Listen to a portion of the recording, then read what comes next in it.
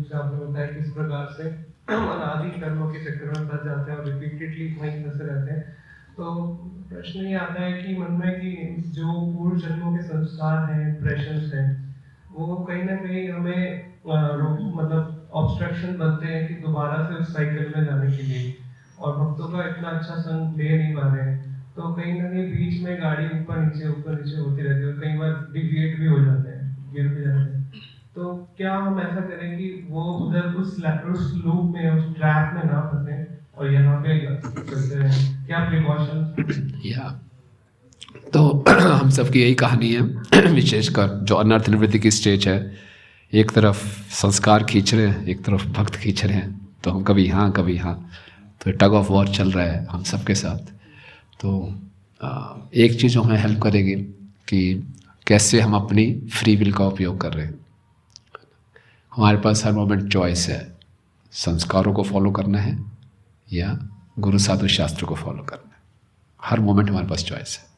संस्कार जो हमारा माइंड है हैवी हो जाता है, कोई माइंड इज़ फुल ऑफ संस्कार, छोड़ो यार क्या है, सर्दी का मौसम है, स्किप कर दो मंगल आरती, है ना, कोई दिक्कत नहीं है, थोड़ा ये कर दो। तो हर मोमेंट हमारे पास चॉइस होगी कि संस्कार और ये इंस्ट्रक्शंस। तो फ्री विल का सही उपयोग, तो फ्री विल का सही उपयोग, भक्ति का मतलब है हर मोमेंट में सही डिसीजन लेना, तभी हम भक्ति में आगे बढ़ सकते हैं। तो कैसे होगा सही डिसीजन लें? तो यही है, हमेशा प्रभुपाद की पुस्तकों को पढ़ते रहे, सुनते रहे, ताकि हमारी बुद्धि ठीक रहे और जो टेम्पटेशंस हैं उसको हम रेजिस्ट कर सकें। टेम्पटेशंस को रेजिस्ट करने की शक्ति मिल जाती है प्रभुपाद की पुस्तकों को पढ़ के, सुन के। तो ये प्रोसेस ऑन रखें, श्रवण कीर्तन। अगर गलती हो भी गई कोई दिक्कत नहीं है, दोबारा से रिजुमिनेट होके फिर से प्रोसेस फॉलो करना है।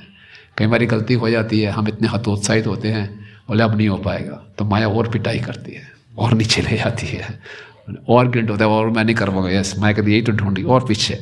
तो जितना हम गिल्ट में जाते जाएंगे, नहीं हो पाएगा मुझसे, माया और हमें दूर लेती जाएगी। इसलिए अगर समझ लो कुछ गलती हुई, मिस्टेक हुई, तो अगले दिन और उत्साह से हमें अपनी साधना को करना है। I have to fight back. तो इसलिए फाइट बैक करना है। फिर माया धीरे धीरे क्या करती है, श्रवण कीर्तन से हमारा फेथ हटा देगी। क्या फायदा है, इतने सालों से कर रहा है श्रवण कीर्तन, अभी भी कुछ नहीं हुआ, कब तक दिखावा करेगा, आजा मेरी गोद में आया ना, मैं असली शेल्टर हूँ, ये चलता रहता है, आजा आजा आजा ना। तो इसमें हम फंस जाते हैं। तो समझना है, बार बार हम फाइट बैक करते रहे तो कृपा से हम बच जाएंगे। Keep the fire on, keep the fight on. Hare Krishna. हाँ।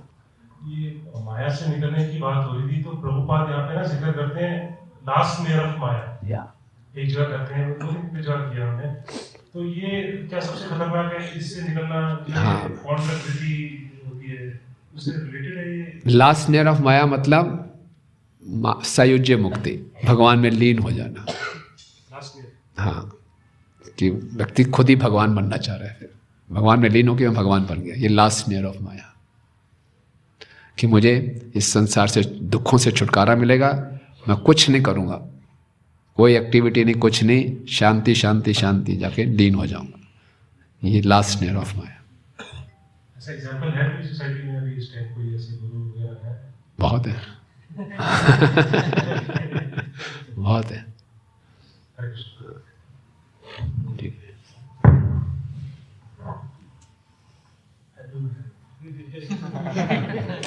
हरे कृष्ण जी, मेरा प्रश्न ये था कि आपने बोला कि संस्कार जो है वो चलते आते हैं और जितने पे गहरे पड़ जाते हैं मन में, जिसके वशीभूत होकर हम कर्म करते रहते।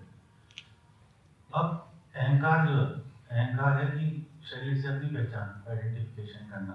शरीर हमारा बदल रहा है, मैं पता नहीं लाखों साल से कुत्ता मेरी सुअर बन का है, अब मैं अपने को इस मनुष्य के शरीर से चिपक गया हूँ। अहंकार, मैं समझ रहा हूँ ये नाम, ये अहंकार का निर्माण कैसे होता है? शरीर तो बदल रहा है, संस्कार को समझ आ रहा है, जो कभी कुछ कर रहा है, जानवर की योनि में करता जा रहा है, वो उसका स्वभाव बनता जा रहा है, जिसपे भारी पड़ गया। पर मन बुद्धि अहंकार तीनों ट्रैवल करते हैं साथ में। अहंकार का शुरू में कैसे निर्माण होता है? मतलब हम शरीर तो बदलते हैं और जिस शरीर में जाने फिर उसे अपना मान रहे हैं। तो अहंकार का बेसिस क्या है? हाउ इट क्रिएट्स बेसिकली, शुरू में शुरुआत कैसी होगी? हाँ, तो अहंकार की शुरुआत होती है हमारी इच्छा से। जब हम भगवान से स्वतंत्र होना चाहते हैं, हमारा असली अहंकार है कि मैं कृष्ण पर निर्भर हूँ, कृष्ण का दास हूँ। ये हमारा असली अहंकार है। जब इससे हम स्वतंत्र होना चाहते हैं, जुगनू सूर्य बनना चाहता है, तो जुगनू के अंदर छोटा अहंकार दिया जाता है कि तू भी सूर्य है। नहीं तो वो कैसे ट्राई करेगा छाने की ना। तो यहाँ सारा अंधकार है, मैं छाने का प्रयास करूँ, सूर्य बनने का प्रयास कर रहा हूँ। तो ये फॉल्स ईगो शुरू होती है, मिसयूज ऑफ इंडिपेंडेंस। जब मैंने गलत इच्छा की कि मैं कृष्ण बनना चाहता हूँ, तो भगवान फिर झूठा अहंकार, मिथ्या है अहंकार, ये है ही नहीं, झूठा है तो है।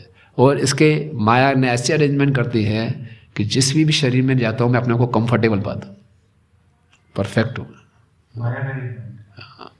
ताकि मैं भोग सकूँ। मैं यहाँ पे हीरो बनने आया था, तो जब तक मैं भूलूंगा नहीं कृष्ण को, मैं हीरो कैसे बन सकता हूँ? रियल हीरो तो कृष्ण ही है।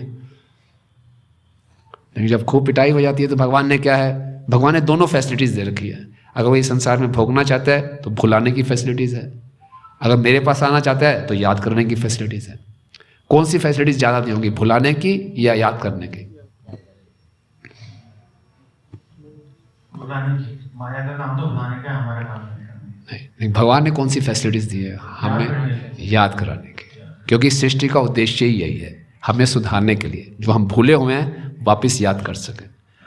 तो इसीलिए चांसेस ज़्यादा हैं वापस जाने के, अगर हम इन चांसेस का सही उपयोग करें। सारी फैसिलिटीज़ हैं, भक्तों का संग है, शास्त्र है, डीटीज है, प्रसाद है, सब कुछ है, बस इसका उपयोग करना है। That's it. ठीक है, यस। जैसा आप बता रहे थे कि जीव की थोड़ी टेंडेंसी रहती है कि वो इजीली लेते हैं चीज़ों को, कि मुझे आती है, अच्छा बात छोड़ देते हैं, आज जब पहले थोड़ा लाइटली कर लेते हैं। लेकिन we see from your behaviour also कि कई वर्षों से भी आप so much enthusiastic for morning programme, for your services, इतनी सारी सफलता मिलती है, फिर भी उस चीज़ को बना के रखना थोड़ा डिफिकल्ट रहता है। What is the reason? Any situation और एनी कोई घटना ऐसा हुआ है जिससे आपको इंस्पायर फील किया हो, या कुछ जो आपकी इंस्पिरेशन रही हो इसके लिए बनाना है?